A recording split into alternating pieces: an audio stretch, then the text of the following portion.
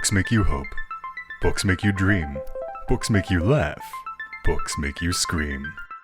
This is the Books That Make You show, discussing books with authors and experts, unraveling the inner pages of all the books that help make us who we are. Hosted by Desiree Duffy. Welcome, one and all. My name is Desiree Duffy, and this is the Books That Make You show. And today we're talking about books that make you embark on a space opera. Oh, don't we just love epic space adventures, twisting and turning sagas with endearing adventures? Now, the space opera is obviously set in space, and it often whisks us away to larger than life storylines and places. And sometimes it can be romantic, and sometimes it can even be a little bit melodramatic. And today we're talking with one of our favorite science fiction and fantasy authors about his new space opera, Junker Blues. Lon Varnadore is here with us today. And you may remember Lon. He was with us back in, I think it was 2018, talking about his novel, Mostly Human. Now, Lon tends to write a little bit on the dark side of science fiction and fantasy. And so we're going to talk to him about that, how he touches on mystery and noir themes and even some military sci-fi. Hello, Lon. How you doing? Welcome to the show. I'm doing good. How about yourself? I'm fabulous. And welcome back. It's good to have you back. And I love your background. I love the fan and this halo effect. Mm-hmm. It's like you're a little godlike right now with that. Oh, I love it. I love it. Oh, okay. So let's talk about and congratulations on your new series, Junker Blues. Mm-hmm. So the first book has already been out and the second book just came out. So give us the lowdown. Tell us about it. Well, it's about a guy who is a junkologist, someone who goes and looks through old spacecraft looking for anything to salvage. He does not like the term salvager or scrapper. That is not what he is. He is a junkologist. There's a difference. And he has a partner. Her name is Lachelle or Lash, as they usually use it. She is a genetically created creature by another alien race, and it's a very weird, strange thing that she is. They're tall, much taller, lankier. They also have psychic abilities, so there's that whole strange thing. And the other sort of main antagonist is something called the Eridani, which are a group of aliens from another system. Epsilon Eridani is actually where I got the name from. And they're the way that the main character, Marcus Redding, looks at them as they're sort of snake oil salesmen. They're con men. They helped Earth and different Earth colonies at a certain point when this other menace called the Crawl came in, which are sort of these are aliens that basically the easiest way is they're space zombies. They bite you, you turn into one. Ooh. So basically they destroyed Earth. The Crawl has actually destroyed Earth, and since then there is this massive sort of line that is guarded over by the Earth forces and the Eridani. And basically Marcus used to be part of a group that was almost worshipped the Eridani as near godlike because of them coming and saving Earth and then saving humans. And then he slowly has realized how they're nothing but con men. And he's escaped. And there's a whole backstory and things that are touched on in in the book and the one that just came out, and also just his own adventures. And he finds something, and now he basically is sort of trying to get paid, and just everything is going in the way, trying to stop it from happening, from stopping him from actually getting any type of money from trying to sell this thing that he has taken from this one shipwreck. Gotcha. I love that. That's one of the things too when we talk about a space opera. And maybe that's something good for us to talk about, just for people who might not be familiar with the term. Space opera is basically a subgenre of science fiction. And to me, it's set in space, and it's a little bit like a soap opera, right? Because it has lots of twisting, turning, sagas, a little bit of romance, a little bit of melodrama. Do you feel that's an accurate assessment? Yeah, there's some melodrama to it, and it's adventure, and it is kind of space opera, kind of soap opera type thing. There are ways that you can do like episode after episode after episode, and it just keeps going on. So it's fun. Well, it is, and it's one of those really fun genres to get into because you just become immersed in it, and that's where I think the fandom comes in, as people want to keep reading these types of books because you identify with the characters and the storylines. That's the thing. It's like you set up, and we can talk about world building and set up in a little bit, but you're setting up this big world where you can go in many different directions. So tell us a little bit about some of the books that you might have read that inspired you to write a space opera, or books that, or even popular shows that might fall into this genre, so people understand, if they like this, then they're going to like Junkers Blues. Mm-hmm.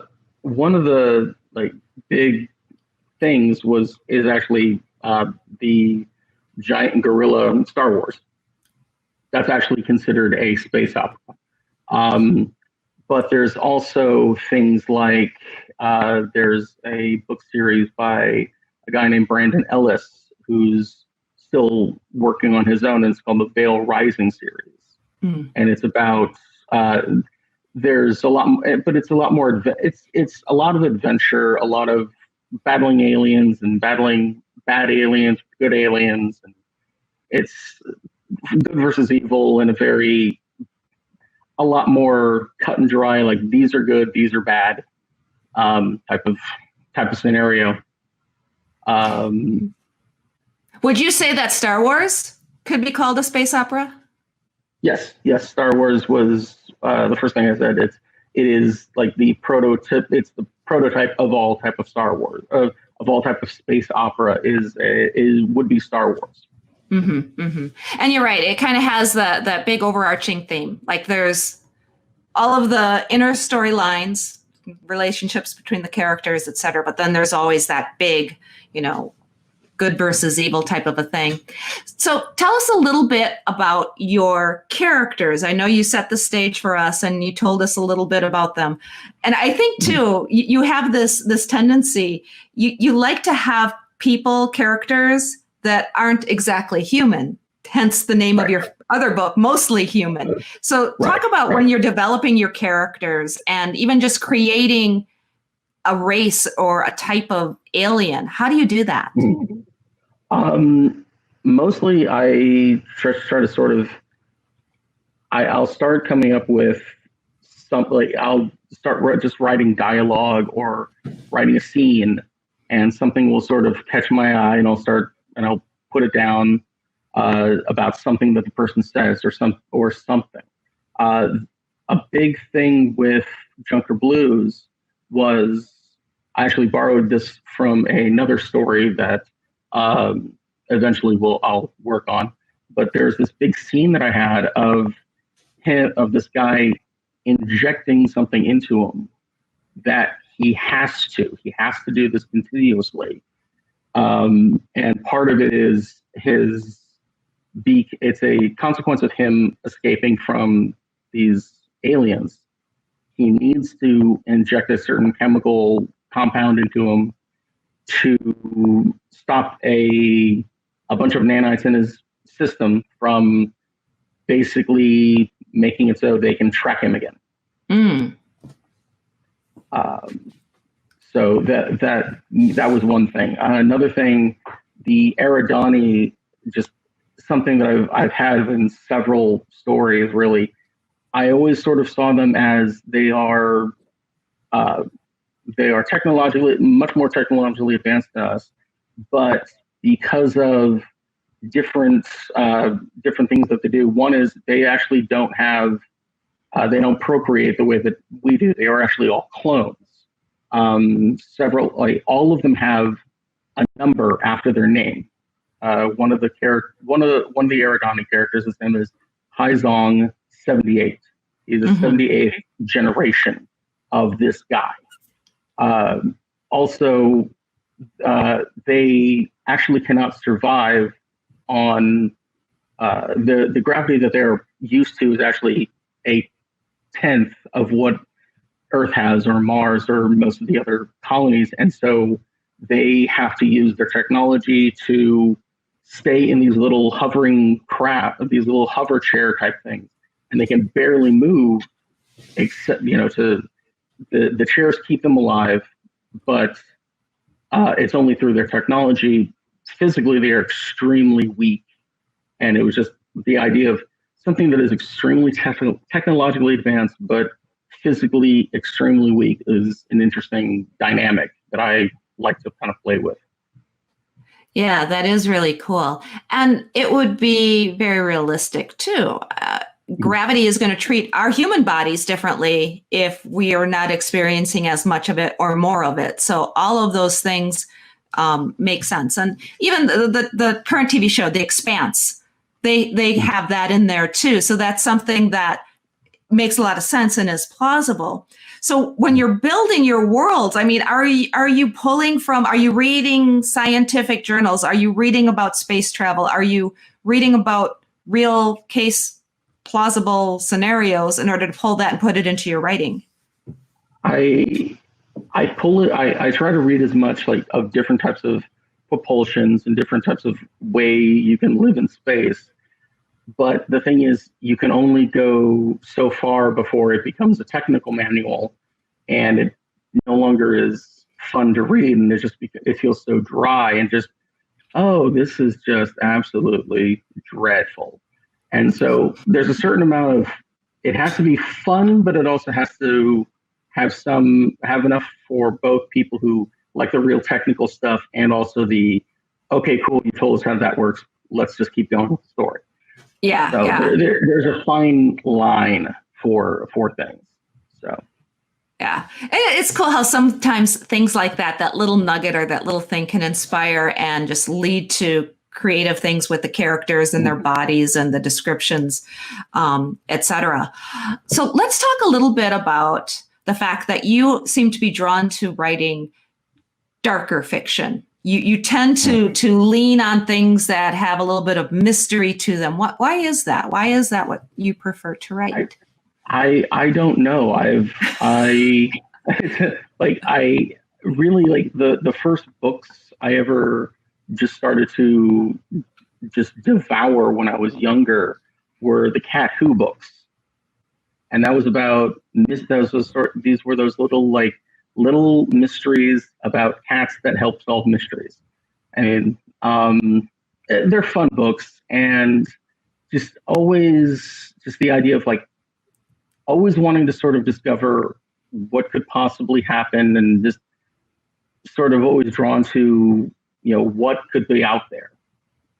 And I sort of just lean on the more darker side of things just because it's, I don't know. I've not had a really weird or horrible childhood. I had a great childhood.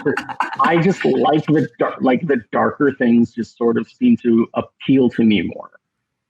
Seeing and showing the darker side of humanity is always sort of more intriguing to me than the good stuff. It feels like it's more compelling. Mm-hmm, mm-hmm. Well, but you definitely have, yes, it's darker, but then you have so much going on with the creativity of your characters, and there's a little bit of humor and there's a little bit of edginess in there too. So you really got a well-rounded way that you write. Who is it, do you feel, that should read Junker Blues? Who's your target audience?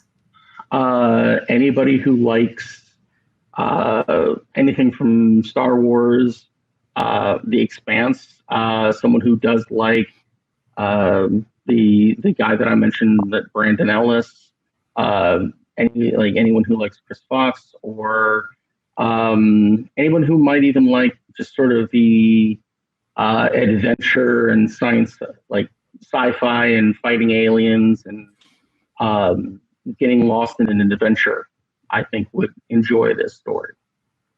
And in addition to Junker Blues, you write in other subgenres as well. Even going back to what you were talking about before, not getting too technical into things, you also write some military sci-fi, for example. Do you want to talk about some of your other? Yeah, talk about some of your other writing. I did a small series called Star Killer, which was a military sci-fi story, and again, the bad guys were the Eridani in that as well. A very similar aspect, but we had a slightly different, a slight different technological level than we do in Junker Blues. And military sci-fi is just one of the first things that I started. I've also read that I really liked, that had action, and that was a lot more action and science adventure and ships, big ships moving all over, flying here and there, and so I try to write it. It's up. I might eventually try to do a little bit of a change and work on it a little bit more, but yeah. So a small series, but a decent series. And let me ask you this: since you have this, seems like a love affair with outer space, if I gave you a ticket to go to Mars, would you go? Mm-hmm. In a heartbeat. I had a feeling I knew the answer. So yeah.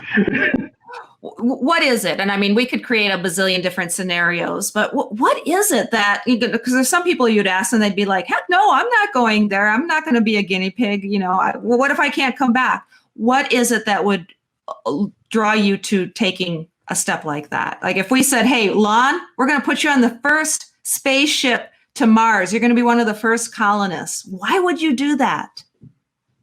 To be a part of history and to go somewhere that no one has gone before, and just to be part of something a lot bigger, and being able to sort of go somewhere that it's like no one has been here before. I am one of the first ones to go. Haha! Yay!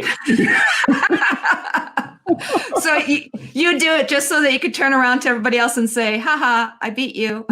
Yeah, basically a little petty like that, but hey. Well, I think that speaks to your characters too, because you have characters that are doing things that's outside of their comfort zone. And they all have these amazing, beautiful flaws, as good characters do. And yeah, it's all about taking on something that's bigger than ourselves and going there. And I think that your personal desire to do that is reflected in your characters. You're, in a way, living a little bit vicariously through your characters. Very, very much so. Very, very much so. Yes, a lot of authors, I think, do live vicariously through their characters. Yeah, yeah, exactly. So tell us, who else are you reading, or what else are you reading right now? Like, if you had an opportunity to plug another author or something that you're reading, what's on your book list right now? I've been said his name twice, Brandon Ellis and his Veil Rising series. He also has a story that was set on Mars. The first one is called Mars, the Martian Plague. And I stole some ideas from that for Junker Blues. So, hey, Chris Fox and either his Void Ray series or the space fantasy that he's doing, which is really cool, called the Magitech Chronicles. And also just because I'm a giant fantasy nerd, I'm about halfway through Peace Talks, which is the Jim Butcher series for the Dresden Files. So nice. eclectic. So Yeah, it sounds like you've got a book list where you've got a few different things going on at one time. It's absolutely. I've got 15, 20 that I just at some point it's like I'm going to read this and put it okay, and this one. Oh, I need to read this one. My to be read pile is massive. So tell us what the future holds. What are you working on next? Obviously, we've got book 2 out. Book 3 is coming soon. Is there a book 4? Is there another? Well, the thing is I cranked out these first 2 pretty quickly, and I need a small break. So instead of October, I think it might be more of it in November. There's also a book 2 coming of the Mostly Human series, which is going to be coming probably in November as well. And then taking us after the 3rd book of Junker, there's going to be a break. There's another series that I want to work on that isn't going to come out until 2021. But once I kind of get a few books into that one, I'll definitely go back to Junker Blues, and there's at least 6 books in this series. There could potentially be more. Oh, wow. In Junker Blues. So there's at least 6, potentially more than that. Oh, fantastic. And that's good to know too, because a lot of times people, when they get into a series, they want to know, like, does this have longevity? And now is the perfect time because sometimes it's like they don't want to read book 1 unless they know book 2 is out. So now you can read book 1, book 2, and know that you're going to read those. And then by the time you're done, then you can read book 3 and fall into the rest of them.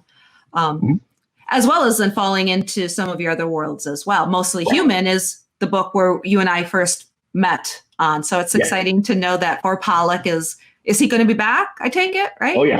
Oh yeah. Definitely. Excellent. Definitely be back. Do you want to tell us really quick, just give us the lowdown on Mostly Human so people know what to expect in November? He is, for Pollock, is pulled into a case that just drops into his lap. He gets something called a blood clip, which is a memory of someone dying, and it's actually these 2 people who die when a failed colony goes up, basically like falters and dies. He sees these 2 people die through their own memory, and so he basically is trying to figure out who did it, who sent it to him, why, what's going on, and there's there are fun things all around that come back, and there are certain people that'll come back from the first book, and that's all I can really tell you. Fair enough. That's Mostly Human. So the first book has been out for a while now. Got the second book coming out in November. We've got Junker Blues. Books 1 and books 2 are out now, and there's plenty more of those books coming. Tell us, Lon, where can people find you online if they want to, follow you on social media? Where can people go? I'm on Instagram at Dragolite36. That's DRAGOLITE 36. That's on Instagram. And I have my blog, which is Lon Varnadore author.com, and that's where you can catch up on any blogs that I write or upcoming books or something along those lines. So excellent. And the books themselves, they're on Amazon, and Mostly Human is wide, so it is in almost on every platform around, Amazon, Kobo, Apple Book, Apple Nook, and Junker is right now a Amazon exclusive, and so you can get it through KU. the Kindle Unlimited plan. And the thing is Junker Blues and probably one or two other series are going to be sort of exclusive for a period of time. So Junker Blues, at least the first three, they're going to be exclusive for this year. Next year, I'll probably go wide with them, and the next three probably exclusive, and then wide when I can, as it goes. So, but most of my books are everywhere. A few books are exclusive to Amazon right now. Got it. And great cover art too. Your books look amazing. There we go. Yay, there it is. That's really cool. Who is the artist for that? Ryan Schwartz. He is. I think it is just Ryan Schwartz, SCHWARZ.com. Oh, very cool stuff. Very creative guy. I think it really captures. Yeah. Yeah. And he actually did they recently did another one for Mostly Human. I saw that. Yeah. That looks really cool. Yeah. Yeah. It was an awesome job. Yeah. So. Lon, thank you so much for joining us today. It's been a pleasure talking with you and exploring all of your books and all of the worlds you create. Thank you so much. Thank you. Thank you for having me again. It was a pleasure. All right. And thank you, everybody, for listening. Once again, this is the Books That Make You show. And my name is Desiree Duffy.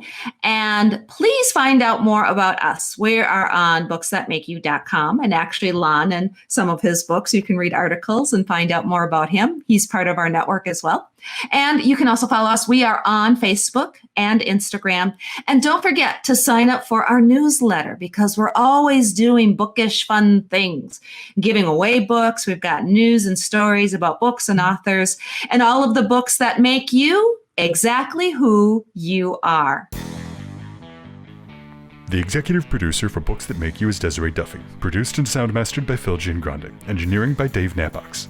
Social media and promotion by Bree Sweeter. For more, visit booksthatmakeyou.com.